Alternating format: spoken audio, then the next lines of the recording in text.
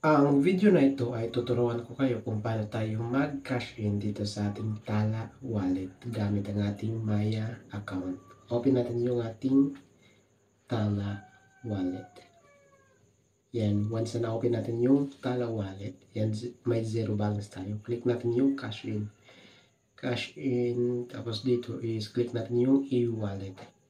So, e-wallet, tapos hanapin natin yung Maya e-wallet. So ito, i-copy natin yung account number.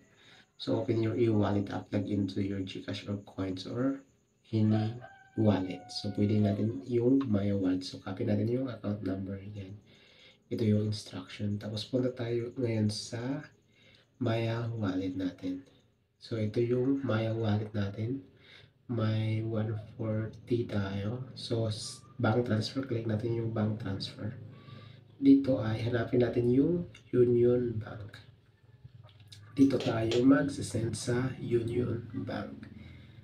Bali, Union Bank to Tala.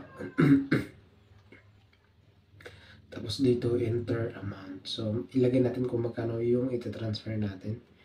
Yung ita-transfer natin is 120. 1020 yung ita-transfer natin.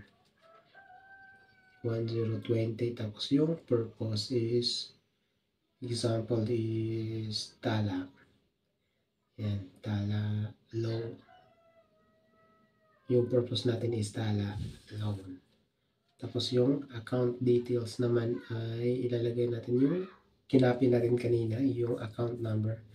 So, i-paste lang natin, copy-paste. Yan. Ito yung account number natin sa Tala na kinapi kanina. Tapos yung account name sa ating Tala account. Click lang natin yung continue. You have, yan, i-review natin yung account na ito-transfer natin. Click natin yung continue. Confirmation transaction. So, yung destination, i-check natin kung tama ba.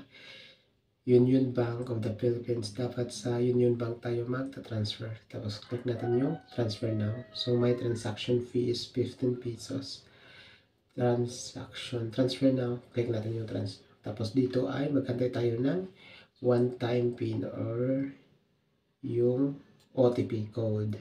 So, ito, nag-text na yung Maya wallet natin. So, ito yung OTP code. Verify lang. Click lang natin yung verify. Verify. Tapos, yan. You're almost there. Done lang natin. Down. Tapos, balik tayo sa ating Tala wallet. Kung dumating na ba yung ating na-cash in sa Tala. So, cancel lang natin. Cancel.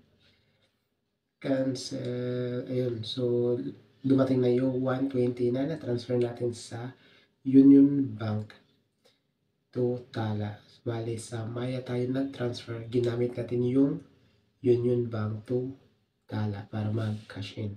So, ganun lang kasimple kung paano tayo mag-cash in dito sa ating Tala wallet.